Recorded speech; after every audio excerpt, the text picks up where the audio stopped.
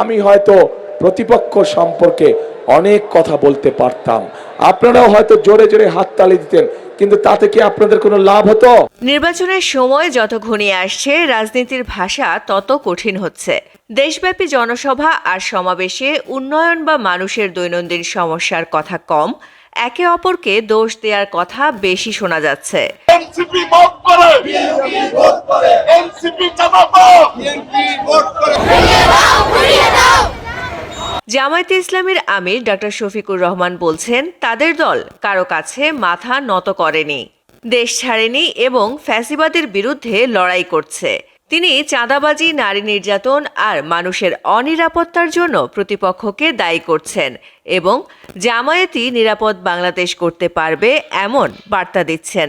আমরা কি একটু সমর্থন আশা করতে পারি, একটু দোয়া আশা করতে পারি, আপনাদের পবিত্র ভোটের আমানতটা আমাদের পক্ষে আশা করতে পারি?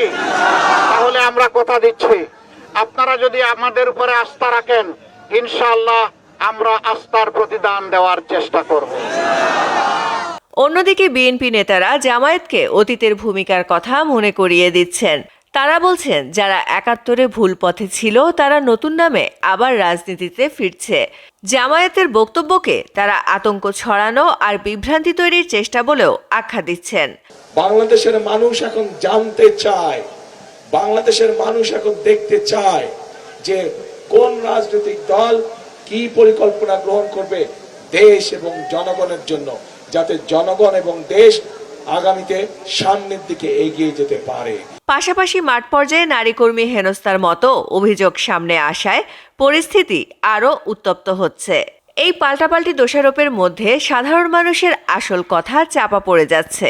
মানুষ জানতে চায় দ্রব্যমূল্য কমবে কিভাবে, চাকরি হবে কিভাবে, চাঁদাবাজি আর দুর্নীতি বন্ধ হবে কিভাবে, নারী ও সংখ্যালঘুরা কতটা নিরাপদ থাকবে। কিন্তু নেতাদের বক্তব্যে সেই স্পষ্ট পরিকল্পনার চেয়ে প্রতিপক্ষকে আঘাত করার চেষ্টা বেশি চোখে পড়ছে। যারা ভোটের আগে এইসব অনৈতিক কাজ করতে পারে, তারা যদি সুযোগ পায় কিভাবে তারা দেশকে বিক্রি করে দিবে, এই বিষয়ে তাদেরকে সতর্ক করতে হবে। শেষ পর্যন্ত ভোটাররা দোষারোপ নয়, কাজের কথা শুনতে চায়। কে অতীতে কি করেছে তার চেয়ে বেশি জরুরি কে সামনে দেশ চালাবে আর কিভাবে মানুষের জীবন সহজ করবে। নির্বাচনী প্রচার যদি এই প্রশ্নের উত্তর দিতে না পারে, তাহলে রাজনীতির ওপর মানুষের আস্থাও আরও কমে যাবে। MCTV US.